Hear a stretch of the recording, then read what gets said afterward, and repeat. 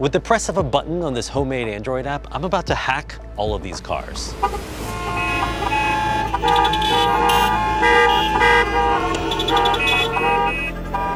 In fact, this device inside all of these vehicles makes it disturbingly easy for anyone. Carjack them, paralyze them, trigger chaotic effects like I just did, or even silently steal a car and drive it away. And the wildest part is that this hidden hackable device is installed in millions of cars across America. And about half of those vehicles, the owners have never asked for it and might have no idea it's even in there. There's another one. And there's another one right there. My goodness, they're everywhere. It may well be inside your car right now. I'm Andy Greenberg. I investigate the strange, dark, and subversive sides of technology for Wired. This is HackLab, the hidden hackable device that lets me steal your car.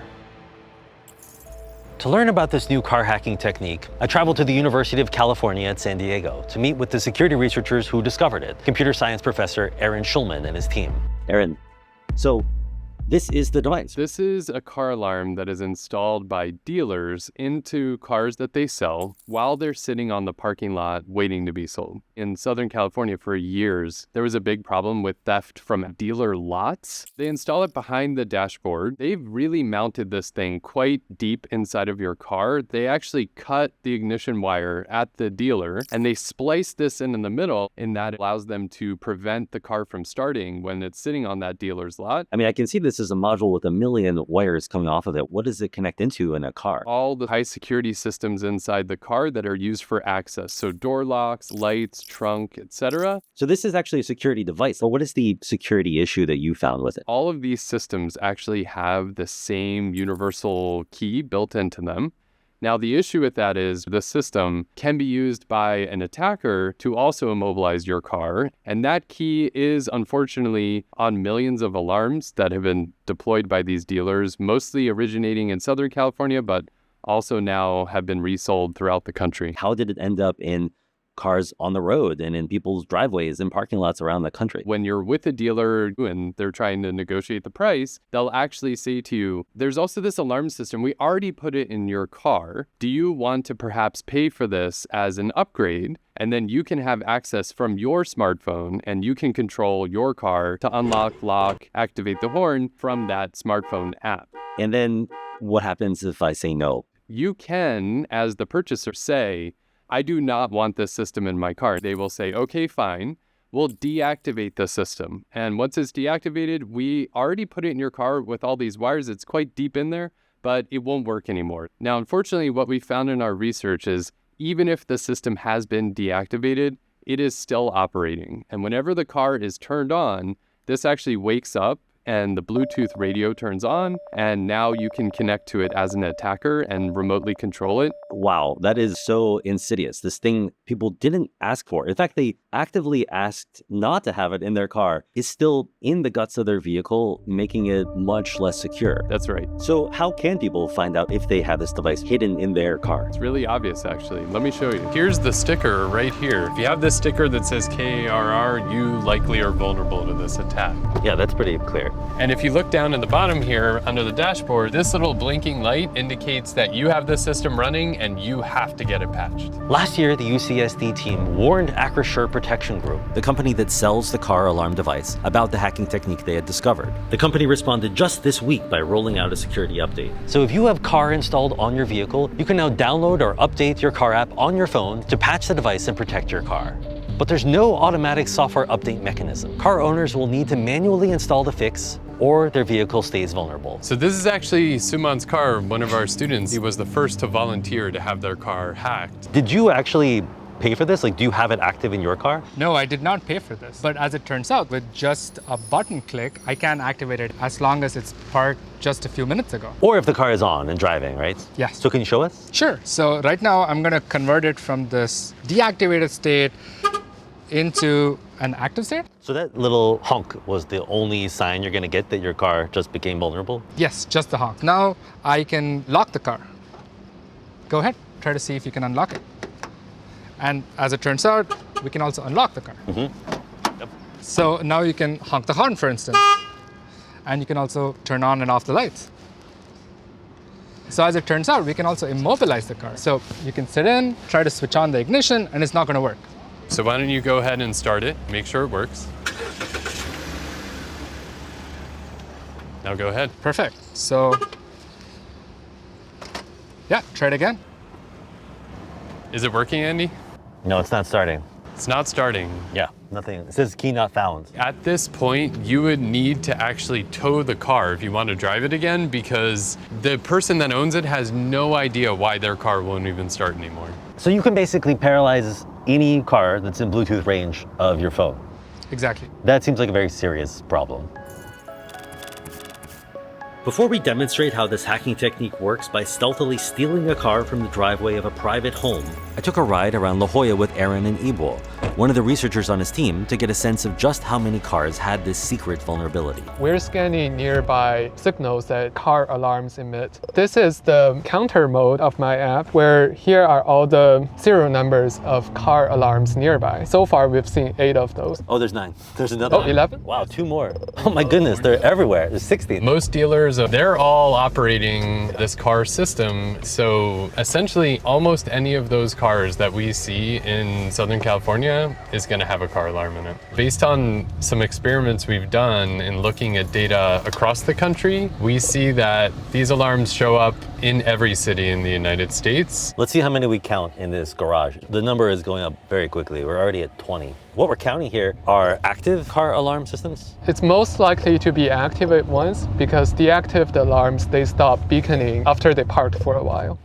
We're 27 now. Yeah, we're 27. I just see 2 window stickers there. Just as you drove by, you could immobilize every vulnerable car in the whole parking garage. Yeah, that's right. We're at 37. Vulnerable cars were everywhere, all giving off the same telltale Bluetooth prefix. Aaron's team estimates that more than 2 million cars nationwide have the car system installed. They got that number by studying data from Wiggle, a crowdsourced app where users known as Wigglers compete to log Wi-Fi and Bluetooth signals they pick up with radio antenna. Aaron's team then used the serial numbers of the devices in Wiggle with the car's signature to extrapolate how many of these systems may be out there.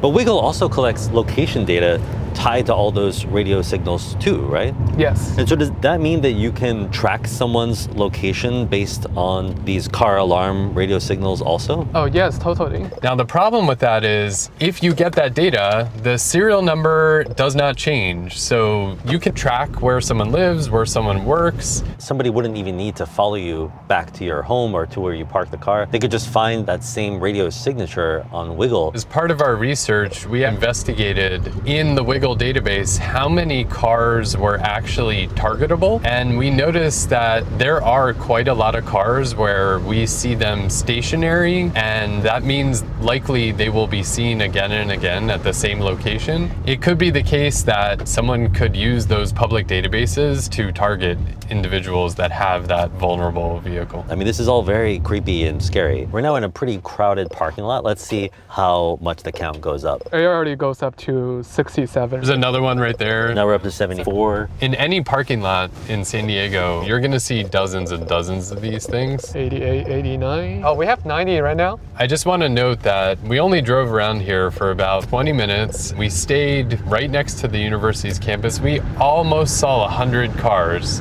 that are vulnerable. That is an insane amount of cars. When you install something by default at a dealer in every car that is sold, the pervasiveness of that vulnerability is going to be unimaginable. Finding vulnerable cars is easy. And what could someone do with the power to unlock a car at will? One disturbing possibility is carjacking. Once a criminal has identified a target vehicle, they could simply unlock it while someone is driving and exposed. For demonstration purposes, a UCSD employee has volunteered to pose as our victim. All right, so let's say we want to target this vulnerable car up here. All I have to do is we pull up behind it. I'm gonna activate. You heard the beep, it's active. This is a particularly scary idea. I've unlocked because a carjacker could remotely unlock the door at a stoplight, then drag the occupant from the front seat or steal something from inside the car. As real as that carjacking threat may be, it's not at all stealthy. But if we wanted to actually steal a car without confronting the owner, all we would have to do is follow the driver home or wherever they park, or find those locations in the Wiggle database and wait for a quiet moment to make our move. In just a few minutes, we'll show you how easy and stealthy stealing that car can be. So easy that even I, with no experience using Aaron's technique, could probably do it in under 2 minutes. But before we attempt hacking-enabled Grand Theft Auto, let me give you some quick historical context on this technique and how we got here. For over a decade, I've covered the evolution of hacking techniques that affect modern connected vehicles with digital features. That story actually begins here at the University of California, San Diego. So while I was on campus, I met with Stefan Savage, who co-led the team at UCSD that was the first to ever hack a car's steering and brakes. Back in 2008, we didn't know what we were doing, and cars were really complicated, and we had to reverse engineer how they work. The big one was we reverse engineered at the time how the OnStar cellular signal worked. And so 1,500 miles away, we could take over your car, unlock it, lock it, turn off the engine. We could make it skid on the brakes. That experiment, which UCSD carried out with the University of Washington, was the first time that cars were proven to be hackable. But then, in the summer of 2015, security researchers Charlie Miller and Chris Valasek carried out an even more dramatic demonstration that changed the auto industry forever, with me behind the wheel as their crash test dummy. Okay, hold on tight. Hold on. Oh, Miller and Valasek told me to drive a Jeep Cherokee onto a highway in Missouri. Then the two hackers remotely took control of the vehicle from miles away through its internet-connected Uconnect infotainment system. First, the radio blasted music, then the windshield wipers turned on, the air conditioning failed, and finally, the Jeep slowed to a stop on the highway as the hackers disabled my transmission. The fallout of our stunt was immediate. Days after my story was published, Fiat Chrysler issued the first major cybersecurity recall in automotive history, recalling 1.4 million vehicles to patch the vulnerability that Miller and Valasek had exploited. What began as a shocking experiment led to car makers being suddenly forced to think like tech companies, launching bug bounty programs that pay independent researchers for reporting hackable vulnerabilities, hiring cybersecurity researchers, and redesigning vehicle systems to better isolate critical controls from internet-connected features. These experiments showed that a malicious hacker could pose a very real safety threat to modern vehicles. But thankfully, none of those attacks on cars' driving systems have ever been seen in the wild. Why do you think that it is that we've never actually seen those attacks used in practice? Because people don't want to hijack cars. There are easier, cheaper, and more effective ways to kill somebody. It's not a solution to an actual problem that people have. Where the action is car theft. We have made the security in cars strong enough that there really is no way to steal a car today without hacking it. And the reason is we've gotten so good at protecting our cars. Like your cars now, they have immobilizers. And so you can go in, you can break the window, you can try to hotwire. None of that stuff is going to work anymore. If you want to steal a car, you have to hack the car today. In other words, car hacking has continued to evolve, and it's actually become much simpler. It's shifted from the highly complex attacks that take over steering and brakes to far, far easier exploits that can simply take over cars' smart features, sometimes via their connection to a phone or even with simple web vulnerabilities. In just the last few years, security researchers have found Bluetooth exploits that can unlock Teslas, relay attacks that let thieves steal cars using wireless key fobs, and security flaws in the phone apps used by Kia, Subaru, and dozens of other car makers that expose vehicle controls or even location tracking. So there is a huge black market of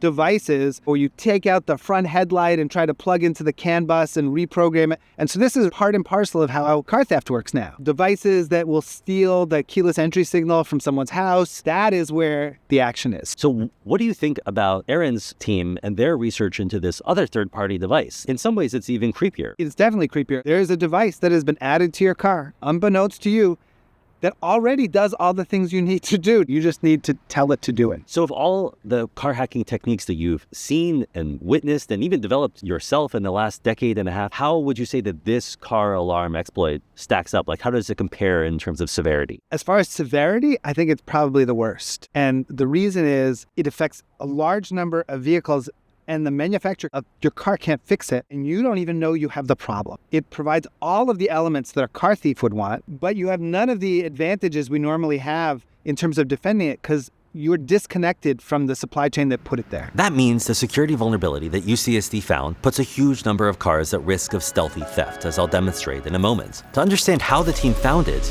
I spoke with them inside their actual hardware hacking lab. Can you tell me the story of how you found this device and how you figured out that it was hackable? So back in 2019, we were working on a different project. This was to investigate Bluetooth skimmers that criminals actually use to steal your credit card info and plant them at gas stations. And during that time, I was doing a lot of Bluetooth device scanning, and I would keep seeing these Bluetooth devices with a very particular name that would show up often at these gas stations. And then eventually I started seeing them also in parking lots and parking garages. I initially thought it was some form of a payment system perhaps, but then these would also show up as we were driving along the freeways. So I figured it was a particular type of vehicle. Eventually, as I looked further, we realized that this was not just a type of vehicle, this was basically any consumer vehicle out there. So you knew that it was something inside of vehicles all over the place that you were seeing, even on the road, but how did you figure out that it was specifically this KARR car alarm? As Mishan mentioned, there was a particular device name, so we took the prefix of that device name, searched it up on Google, and we actually found a FCC filing that allowed us to link that device to its manufacturer, that is CAR. The team then turned their focus to the CAR app, which allows users to control their security system via Bluetooth. So once we reverse engineered their application, we quickly realized after understanding their internal authentication protocol that it was so simple that we could actually just extract it and re-implement it as our own application, which we did. So basically, you took their app, which is meant to just authenticate and unlock a single car, and instead you built an app that can unlock any car. Every single car that they have ever put this in. So it was actually more than 18 months ago that you first told Acrisure Protection Group about this discovery. Did they leave this vulnerable all that time? They've been developing a patch, and they did actually give it to us to test. Do you believe that this problem actually can be fixed? This is a Bluetooth-only device. It has no cellular modem, no connectivity online all the time. That means that it has to be manually patched on every single one of these alarms in every single car that has been deployed.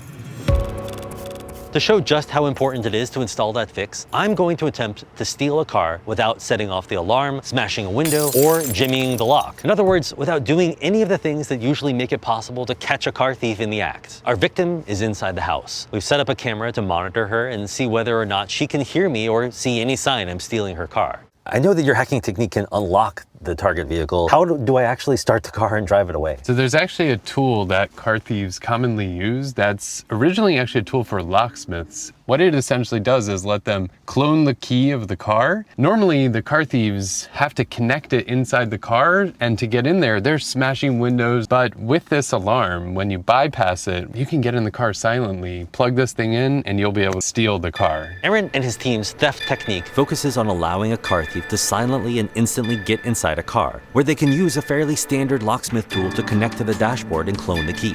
Here we go. All right, I'm starting the timer now. Normally, a thief would need to smash a window or use some other trick to get the door open, often setting off the alarm. With Aaron's team's hacking technique, though, I don't need to do any of that. I quietly unlock the car, the alarm is suppressed, and I'm in. He's gonna now connect the system. That part is easy. 20 seconds in. Now I'm going to take the locksmith tool and make a key for this car. I'm not going to give you the details of how this device works. I don't want to create a how-to video here. But the process takes about 2 minutes, even when I screw it up the first time. Didn't work the first time. Gotta try again. It turns out for this model of car, I have to turn the hazard lights on to make a new key. But there's no audible alert to get the victim's attention. It's worth noting here that if you do spot your car's hazard lights turning on unexpectedly in the middle of the night, it could be a sign that a car thief is inside cloning the key. He's looking around like he might be getting to the point he's about to start it. The tool has created a new key fob. I press it to the ignition button, and the engine comes alive. Lights are on. That's a good sign. Now here we go. And I got it.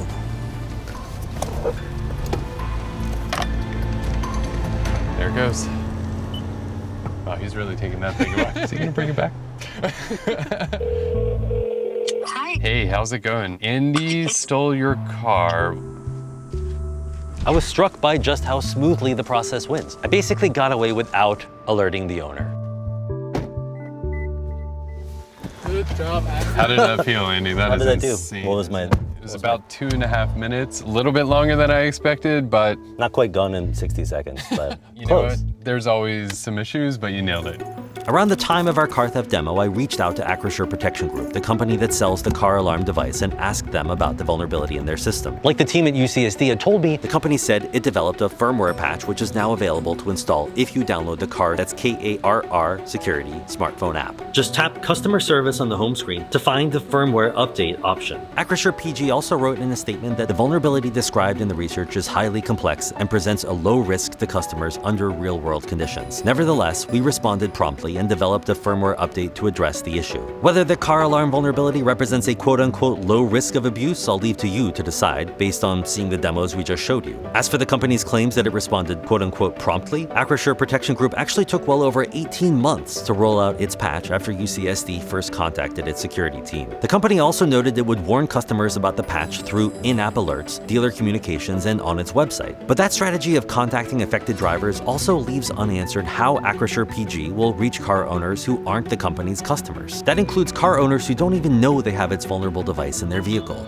Everyone that has this in their car, including people that don't even know they have it because they said no to having the system installed, now needs to run a firmware update from their phone onto this device in order to patch this universal key that's on there. But the complication here is that this isn't like a product somebody bought that they're now just being told to install an update on. It's something that people actually asked not to have in their cars. They don't even know that it's there. How do you reach those people to get them to patch? Actually, that is one of the reasons I'm doing this interview right now. Doing that kind of massive update is going to require a huge awareness campaign. I want as much media attention as possible onto this because in the end, there is no other way we can reach the millions of people than to just make it widely known this is happening and get them to install that patch on their car. It's been more than a decade since I personally witnessed the problem of cars' digital insecurity in a very first-hand demonstration. But now the most imminent automotive cybersecurity threat may not be elite hackers taking over your vehicle from miles away and driving your car off a cliff. Instead,